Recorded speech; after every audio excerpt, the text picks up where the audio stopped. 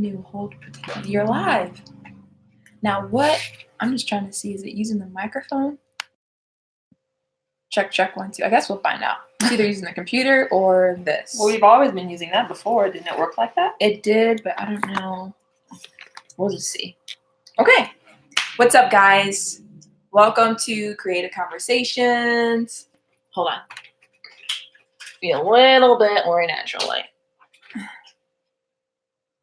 Did it help? I don't know. I find it so interesting how videos, depending on what's in and out and how it's trying to adjust to the light, do you know what I mean? It changes. Yeah, you see how that yellow tint? Yeah, and then because Yeah. picking up whatever's we're wearing and then trying to adjust. Yeah, white balance. Yeah, so interesting. Yeah.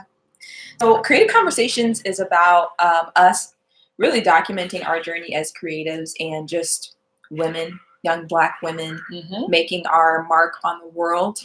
And yeah, when we started it last year, it was like last spring, we did our first event.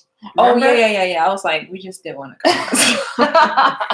Not the video Yeah, when yeah. we did it last year. Yeah.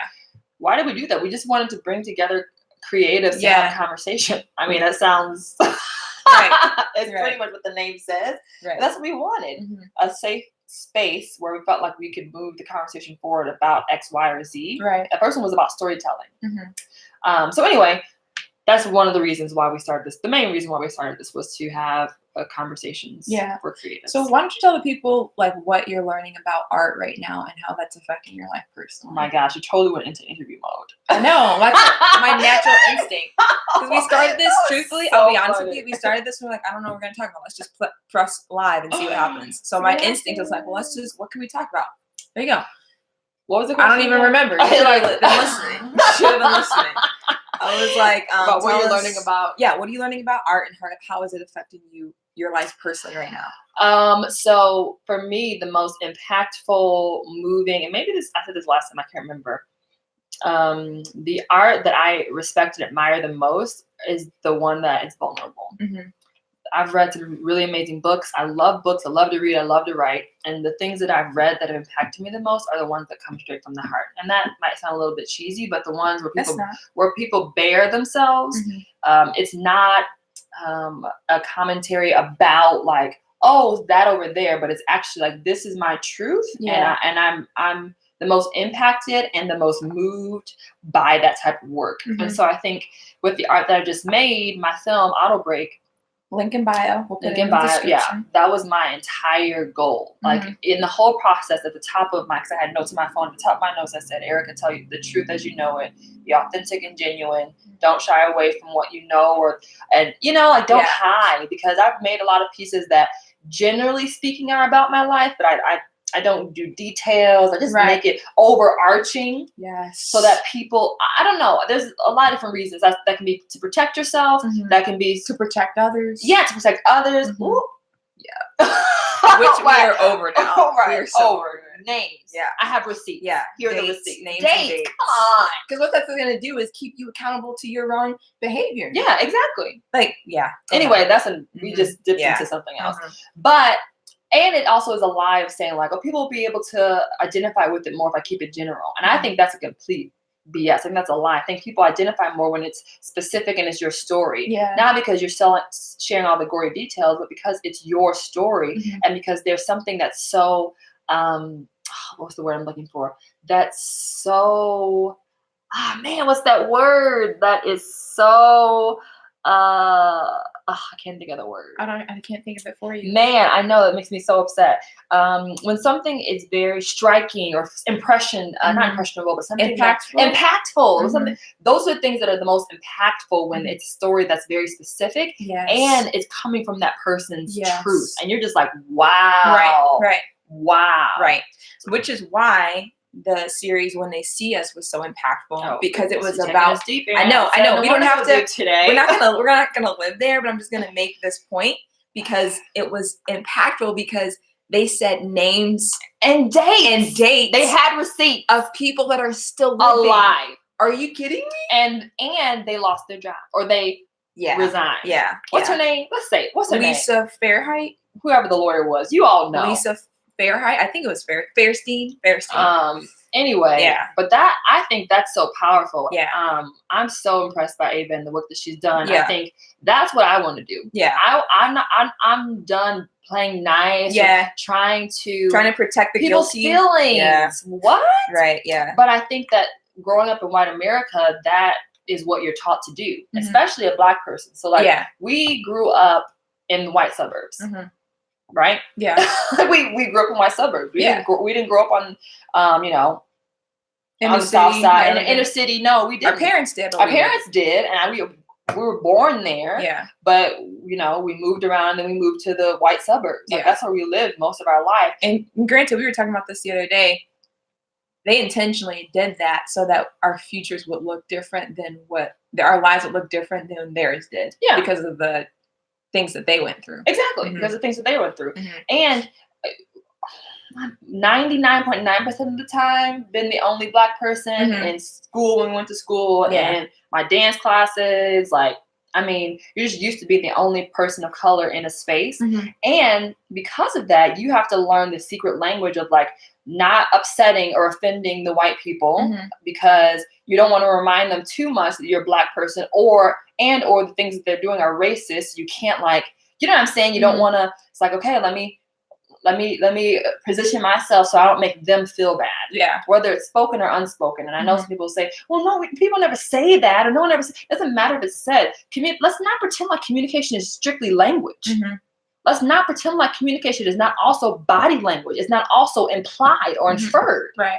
Like, let's not pretend like that we're not complicated and complex human beings, and we don't pick up things, or we don't say things without saying things. So that argument is done for me. Well, I didn't actually say that. He didn't actually say that. Did they ever say that to you? Yes, they communicated it. Yes. Don't you gotta make me feel like, oh, I'm getting heated. I know. Come on down. Calm down. Okay. Don't try to make me feel a certain way because it wasn't the words didn't actually slip from your lips. That's how abusers get away with what they do. Is because it's implied or inferred, and you can't actually pinpoint, and they get you on not being able to pinpoint things. Anyway, but back to art. Yeah, I know that it does. Hello. You got the wrong one, bish. Hey, you got the wrong one. You got the wrong one, bish. Oh, you know what I'm saying is that I have to give shout out to Amanda Seals for that. We can't take that's not us. I know. Amanda Seals. That's Amanda Seals. Yeah, amazing. We didn't see her. She came out in Phoenix. We got tired. I was sick. I know. We didn't go, upset. But next time we will. But we still supported her. Yeah, she's better smart. Believe she got our money. We didn't get our money back. No, and I wanted to support her. Yeah, I wanted to come back and do. You're gonna make me forget what I was gonna say. Oh, go ahead though. No, go. I can't get there because my brain was going to go where you were taking it. I was trying to get something out. I had it. Sorry. No, go ahead because it's Smart, not Funny, and Black. I'm just saying I want to see that show. Amanda Seals, please bring that to Arizona. Yeah. Okay. So I guess maybe I'll answer the question too. What am I learning about art right now, and how is it affecting me personally? I think similar to you, just the duty of saying your truth in your art form. Because your art form might be sewing, your art form might be writing, your art form might be making films, your art form might be singing, your art form might be speaking in a public TED Talk, or it could be painting. Whatever your art form is, and saying your truth for what it is, because truth is what sets people free. Yep.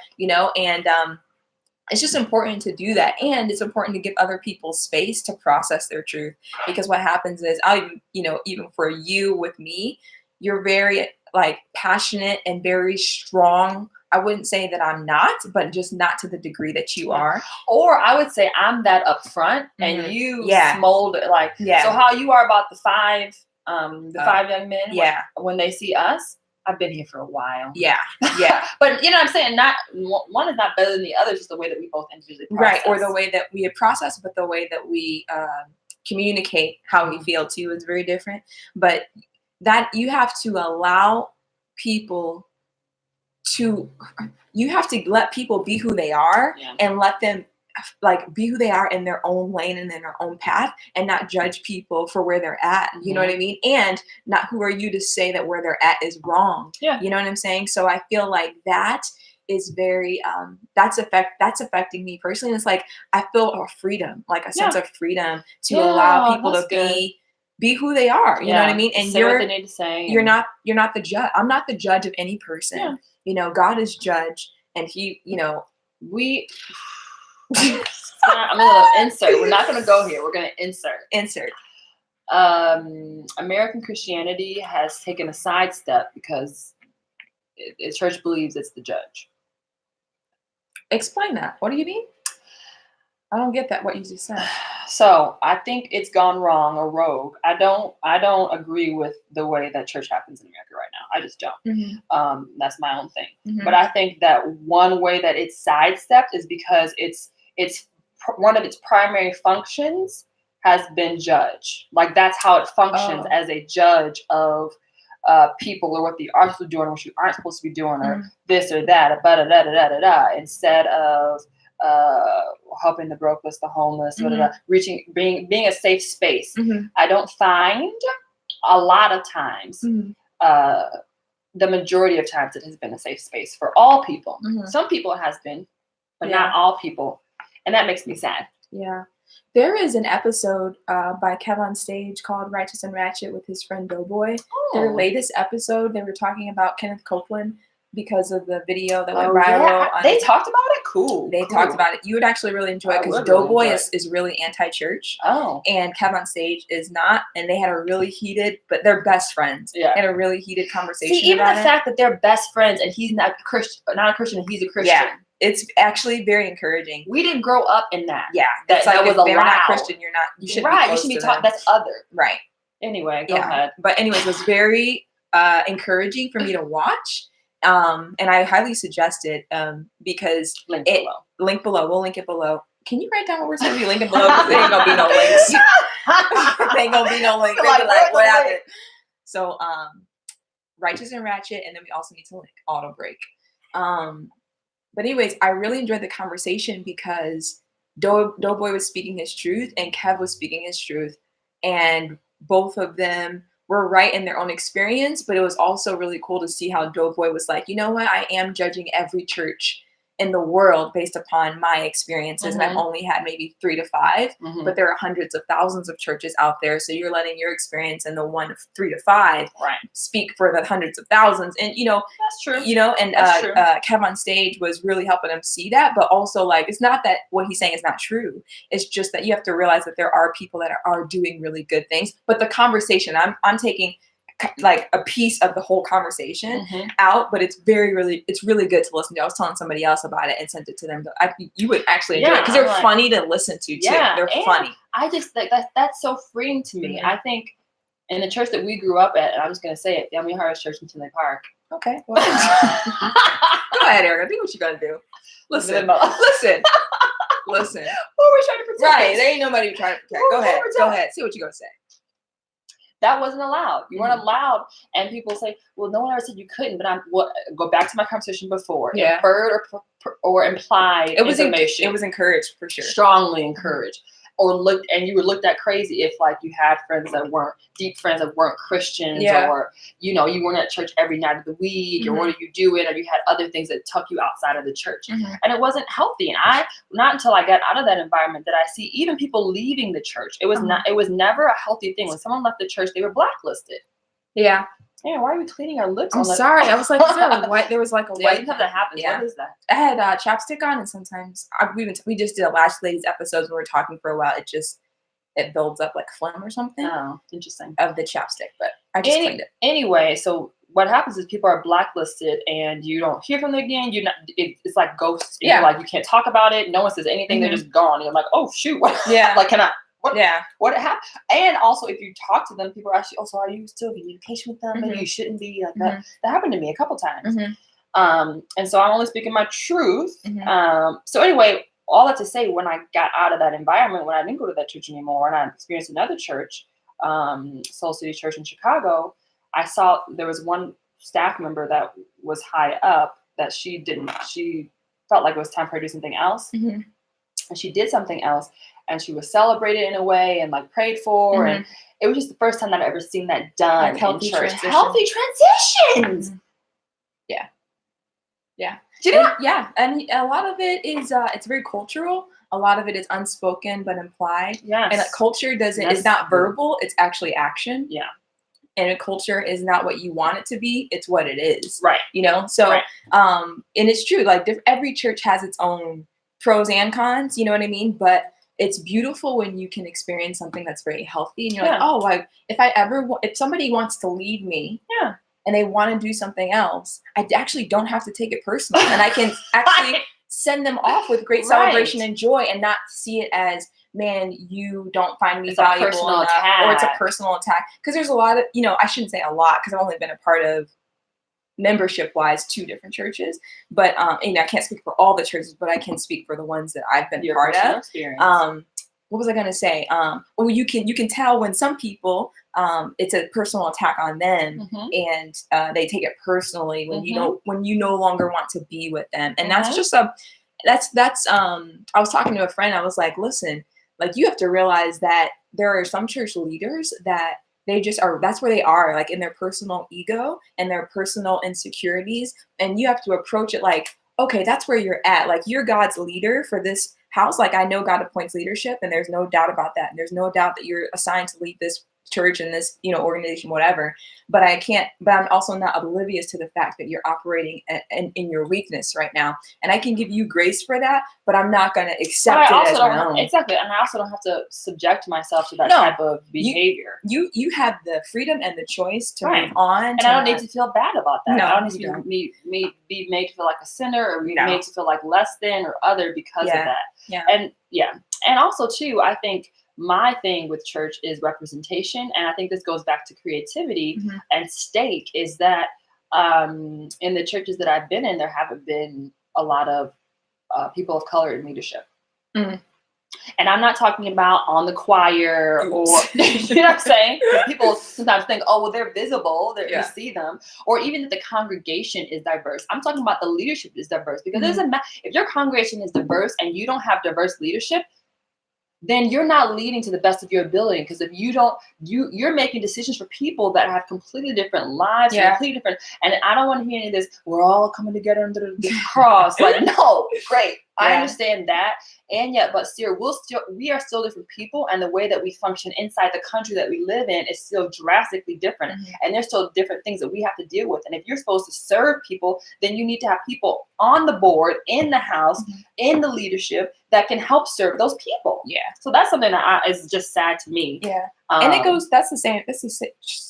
That thing stands true even for the way that the nation is run. Oh, it's like that's why certain Black and brown people are trying to get in certain leadership so that they can help their own kind. Exactly. Because people tend to help people that look like them. Period. And that work, that's to the benefit of everyone. When the people that are in charge, there's a diversity. Yeah. I'm talking about sex diversity. I'm talking about color diversity. I'm talking about financial diversity. Man, I'm so bad with names. What's her name that she just got in New York?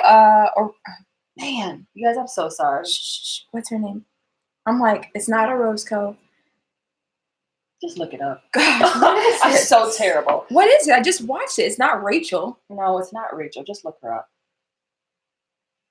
Anyway, while Erin looks that up, you guys know who we're talking about. I'm so sorry about names. She was a waitress before she got in. So she doesn't come from this privileged background where she was born into money and she doesn't understand that struggle. And I think there's something powerful about the way that she leads from that point of view. She's an advocate for people. And there's a lot of people in the country that are from that place.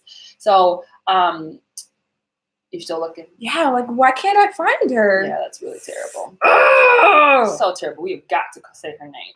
We have got to be able to say her name. What is her name? I thought Sean King posted about her. I thought this other girl posted about her. We're gonna feel really bad after this. No, we're not, because we don't feel bad.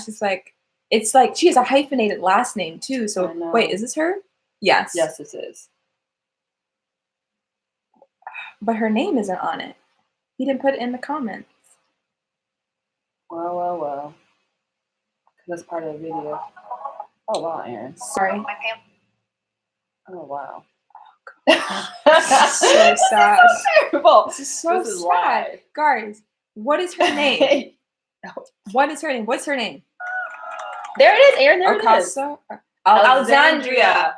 This is how do we not? Ocasio-Cortez. Jeez. I'm like, it's not Orozco, but because that's somebody else that I know. Yeah. But Alexandria. Anyway, so all that to say, diversity in in multiple ways, not just color. Yeah, and So. and how do you feel like that affects your creativity? The reason I think wow. this is why collaborations work.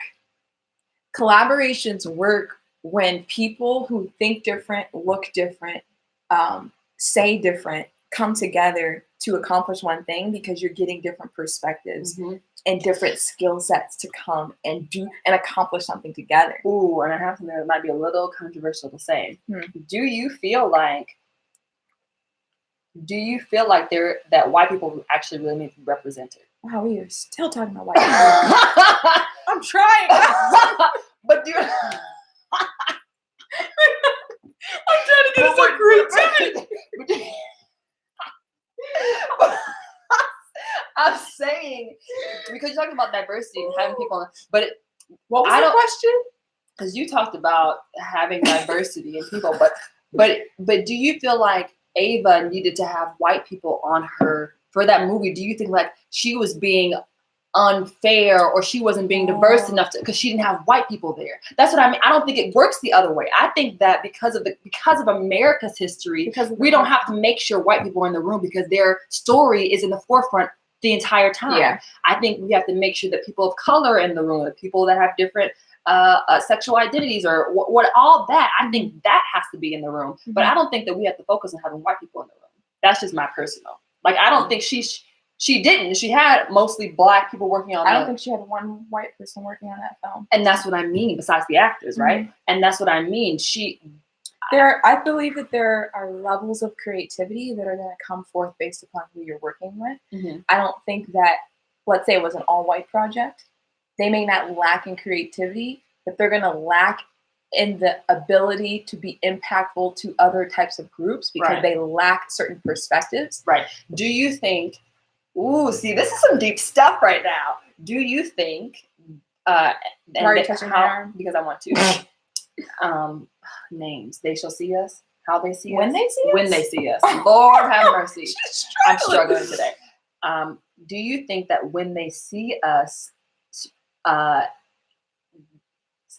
struggles in their ability to reach other people because they did not have white people working on the project? Do you think that they are not able to reach all types of people because they did not have do you know what I'm saying? That difference though? Because I feel like I agree with you. I feel like if it was an all white project, there would be a problem. There would be no, because the reason why, granted, it depends on the project, because this was a true story that happened to actual people. Yeah. So it was told from the perspective of boys that it actually happened to, and they were all black, right? And then they grew up in the ghetto part of New York. So it was like they don't lack.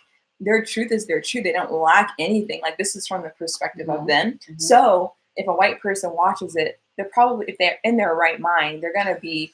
I'm serious. I mean that respectfully, because I have a lot of white good friends. Yeah, but I do too. Yeah, I'm not saying that you don't. I'm just saying it for the masses of people that will watch this one day. But what was I even saying? You were saying because it was all black, you don't think that they lacked, that any white person that's in their mind. A white person in their right mind would probably be angry at white people after watching that, or angry, like, dang, like, is that me? Or you're gonna feel some type of way because it was from the perspective of a different culture, because it was a racial tension issue, right? And I think my point that I'm trying to make, which is interesting, that I've never talked about this before, is that I don't feel like there's a lack of white spaces, white stories, white. So, like, in that same way, I don't feel like there's a need for people to be like, we need an all-white staff. No, because it's the standard, right? That's what I'm trying to say. It has been the standard for so long. We know the stories. Like, it's taught in our history. Yeah, we learned it in school. And quite a few of them are wrong, not truthful stories. But we see that, and we are breaking through. Right. Yeah. So I think that was my whole, like, I think that's an interesting conversation of, like, it doesn't go both ways. I think they're, like, it doesn't go both ways. Whatever the standard is, unless the standard is telling the truth, the whole truth, and nothing but the truth, it's going to require other groups to come in and say truth, because it's not being told correctly. If it was told correctly, that would be a different story. We'd be in a And different since place. the standard in America is where we live, where we grew up, what we know has been white America, has been a white dominated, from anywhere from the dolls that we were able to buy. There's just now being black dolls and or the it's ethnic popular. hair, or it's popular. The textbooks, the authors that are seen, the television shows, that the black people are not just ghetto and ratchet, but that they actually have complex stories, which we do, and different types of people of color. If that had been the standard, it'd be a different different conversation. But it hasn't been. Right. And I think that it's just a prime time where it's starting to become, oh wow, there are black billionaires. Oh wow, there are black really great artists. Well, if you think about it, it's like we kind of are amazing people. Not kind of, we are. We're like amazing people. Like think about every great artist right now that's popular. It's like a rapper or Beyonce, or you know what I mean, like all these amazing people in the art, in the sports world, like we're dominating so many platforms. But it's like also a time where I think we as a people are gaining confidence to do more, to step out more, to use our gifts more, to make our voices heard more, which is really cool. Or maybe the confidence is increasing, but I think the backlash is decreasing. Do you know what I'm saying? Like we're, like in our parents' generation, there would have been more backlash. There would have been less opportunities. There would have been more people saying, no, shut up, be quiet. Not a lot of opportunities to publicly say whatever you want to say and make it worldwide. Exactly. So that there was safety, right? There's more safety for us right now to speak out. There was less safety then. I think because the safety is increasing, more people are speaking out because we have videos like, okay, come on. Right. You got something you want to, okay. Right. Let me get this upload. Right. Right. And so I think that helps when you're a minority. It helps that you have something that can immediately go out. And I think that's something that's been really powerful about social media age, tech. It's all this conversation about how much power they have. And I do think they need to be checked because they're starting to, but anyway, it's another conversation. Right. But one thing that's been really great for people of color and minorities is that there's the safety has increased because we can get our stories out there right away. People can see. How many times have we seen a viral video of some person of color being harassed by some person in authority? And that happens all the time. And nothing would, like, imagine if the video hadn't got out of the mother and father with their 4-year-old being said, I will kill you dead by a police officer in Phoenix. It just would have been a pass and go. Or they would have ended up in jail, or he actually would have shot someone, or but because someone was recording and put it up, now this man is going to be held accountable for his actions, regardless. And I said this before: it doesn't matter if they did steal something. Okay, great. That is that's a crime. But you are a public servant, officer, so you don't get to say, I'm going to kill you, even if someone did steal. No, that's not the escalation. You don't get to say, I'm going to kill you now. It's like, no, I'm going to do my job to protect and to hold you accountable. But you're a public servant. You don't get to kill people or threaten death because someone stole something. Nah, bro. Yeah, and it's really interesting. You should really listen to Sean King's podcast about that. Oh, about that incident, because it's really sad. But the reason why, yes, like Jay-Z's legal team is stepping in to help, the family suing the city for $10 million, and rightfully so, and that's taxpayer dollars. But I will gladly give my taxpayer dollars to them for what happened to them. Blah blah blah. But at the same time, the way that the policemen's contracts are set up in cities all across the nation, it protects the police. Like they can't be fired. Like you really have to listen to it. Wow. But so Sean King, he's like, I read every police report. I've done all this research. It's really cool to learn from him because he really has a lot of knowledge on what's happening and action steps you can take and why you can't take certain action steps right now. But here's what we can do to move towards that. Right. So it's really enlightening. It's like I think like an 18-minute episode, but if you're interested, watch it, or if you want to watch it too, it's really good. But anyways, I think all of this conversation is important because, I thought this was about creativity. Well, it is. Everything that happens in your life affects the way you create. And listen, I was just listening. I really enjoyed this. I don't know if you would or not, but there was this conversation not a conversation, but a talk by Jackie Hill Perry. She is a Black poet in the Christian world. She's a spoken word artist, but a beautiful singer as well. And she was at one point a lesbian. I'll send it to you. She was telling her story about lesbianism and now she's married to a male with 2 children. but she talks about it's actually straight in your. I'm like, nobody could say what she's saying except her and be as impactful as her because it's her. She lived it. She knows it. This isn't an opinion, but she also opens the Bible and gives you truth. But you know what I mean? It's like, dang, why are you so right though? You know, it's one of those. Why did I bring that up? No idea. Couldn't tell you. Sorry. Sometimes I have to get better at like, I rabbit trail so much. Sometimes I lose where I was going. I realize I need to work on that. So sorry, guys. I don't know why. Where I was going with that. So you're just hanging like that. I'm sorry, but anyways, that I think I was talking about how what happens to you in life affects your creativity, and just even it's really cool because what happens to you in life affects your creativity. That's the truth. Also, it affects the way the person who receives your creativity receives it. And the more truth that you can share, the more impactful it will be. And I think that I'm becoming more compassionate towards all minorities. Again, like obviously I'm more focused on my own kind, which is Black. But like even in Miami, walking around at every job, truthfully, I did not see one white person working any job that I went to. Every person I encountered, granted, it's right next to Cuba, so there's a lot of Hispanics, a lot of mixed, a lot of Black people, you know what I mean? But I was like, wow, like there are minorities working more than like any other. I didn't see any white person, not one working, and not one white person working at a booth. Oh, I take that back. There was like at least a couple. I take it back. I'm sorry, but I noticed the majority of them 80%. Yeah, maybe 90. Truthfully, wow. 90%. Granted, it was it's a touristy area. Blah blah blah. So there's more people, more white people visiting. Okay, you're rabbit trailing. Yeah, I'm sorry, but I'll work on it. I'll work on my communication skills. Again, I don't know where I was going. Oh my gosh, Erin! Jeez. Maybe because I've been talking for a while. Maybe it's time to wrap it up. Yeah, you're rabbit trailing. I'm like, okay, so where are we going? And you're like, I don't know. You're like, I'll tell you. It's okay. We're tired. Yeah. I think is bring it back to the creativity. Yeah. How it affects our own lives. Yeah. So I think our experiences, I think that's the truth of the matter. And I'm into this age of documentation as art. I think documenting your life is a very powerful form of art and storytelling, and honing that skill of storytelling is just a start. And I'm seeing a lot more of that of people just starting, and that's encouraging. Yeah. I think when I started my film project, never done a film. Yeah.